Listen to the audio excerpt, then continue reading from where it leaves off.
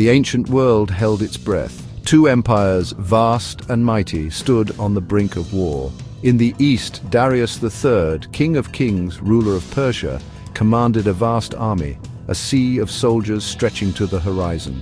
His empire, a tapestry woven from 100 cultures, spanned from the Aegean Sea to the Indus River. In the west, a young king, barely out of his boyhood, rallied his troops. Alexander of Macedon, a warrior forged in the fires of ambition and fueled by the legacy of his father, Philip II, had set his sights on the Persian Empire. The conflict had been brewing for generations. Persian emperors, seeking to expand their vast domain, had long cast covetous eyes on the Greek city-states. The bitter memories of past Persian invasions, of Athenian defiance at Marathon and Salamis, still lingered in the minds of the Greeks. Alexander, schooled in the tales of these ancient battles, saw himself as the champion of the Hellenic world, destined to avenge the wrongs inflicted upon his people.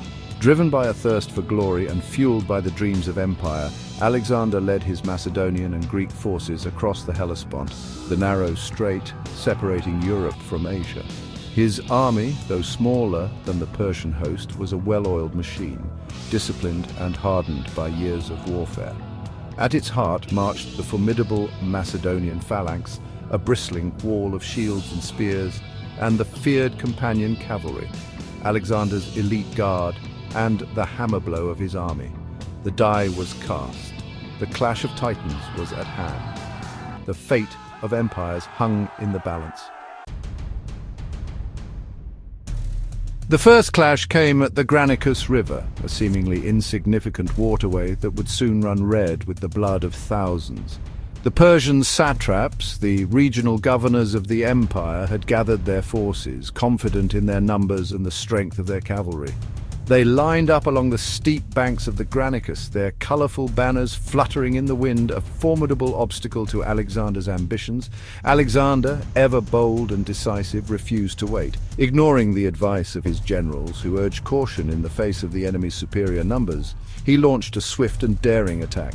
Leading his companion cavalry, he plunged into the icy waters of the Granicus, his battle cry echoing across the battlefield.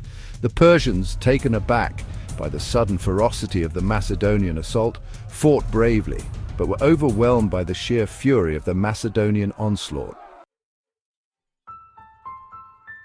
The Battle of Issos, fought a year later in a narrow valley between the Mediterranean Sea and the Amarnus Mountains, was a clash of empires, a battle that would decide the fate of nations. Darius, stung by his defeat at the Granicus, had gathered a massive army seeking to crush Alexander and his audacious invasion. The Persian king, clad in glittering armor and surrounded by his elite immortals, watched from his chariot as his vast army prepared to engulf the Macedonians. Alexander, a master of strategy and a cunning tactician, used the terrain to his advantage. He deployed his forces with precision, flanking the Persian army and trapping them in a deadly vice. The battle raged for hours, a chaotic whirlwind of steel and fury. The air grew thick with the smell of sweat, blood, and fear.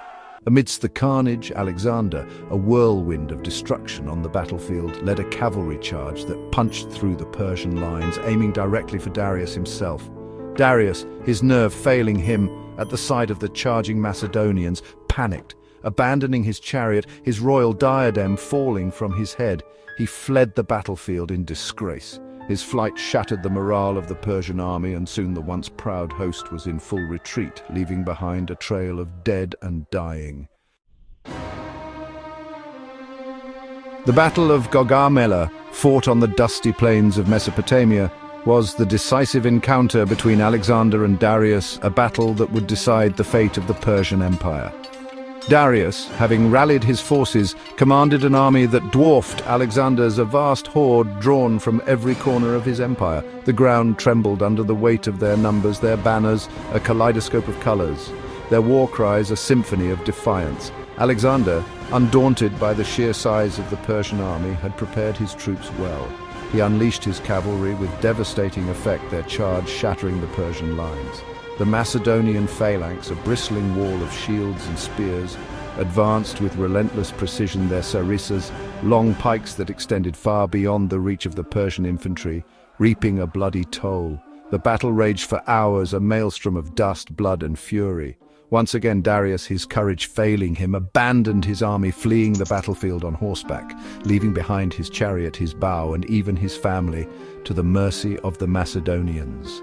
His flight, witnessed by thousands, sealed the fate of the Persian Empire. Section 5. Betrayal and Despair.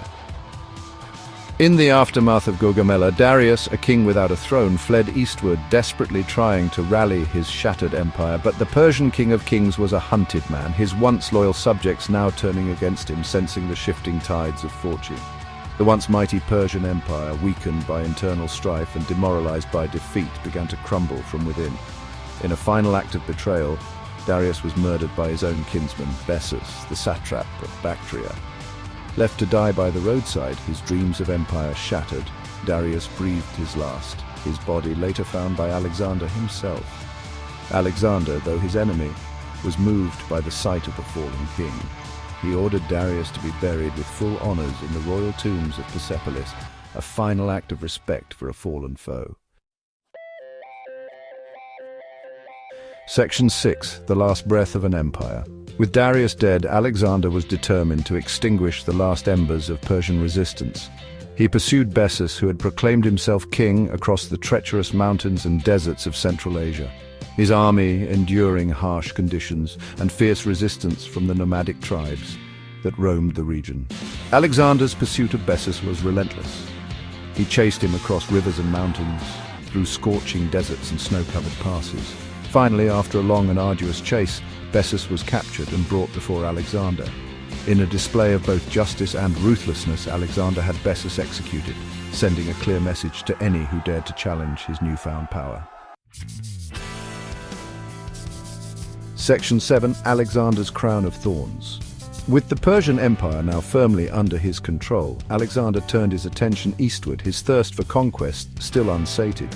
He led his weary but triumphant army deeper into Asia, crossing the Hindu Kush mountains into India, where he fought a series of bloody battles against the Indian king Porus and his war elephants. Yet even as Alexander's empire expanded, his army, exhausted from years of constant campaigning, grew weary of war. His soldiers, many of whom had followed him since he first crossed the Hellespont, longed for home. Faced with mutiny and yearning for rest, Alexander was forced to turn back, his dreams of conquering the entire known world unfulfilled. Section 8. The Legacy of a Conqueror. Alexander the Great, the boy king who had conquered the Persian Empire, died in Babylon in 323 BC at the age of 32.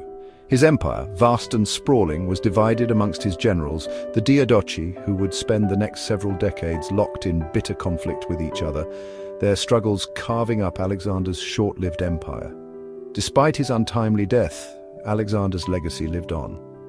He left an indelible mark on the course of history, ushering in the Hellenistic Age, a period of cultural exchange and intellectual ferment that saw the spread of Greek language, art, and philosophy throughout the ancient world.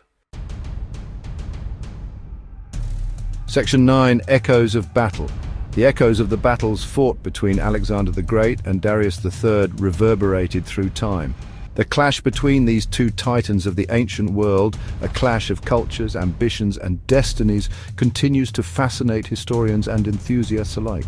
Their stories, passed down through generations, serve as a reminder of the enduring power of ambition, the fickle nature of fate, and the enduring legacy of the ancient world.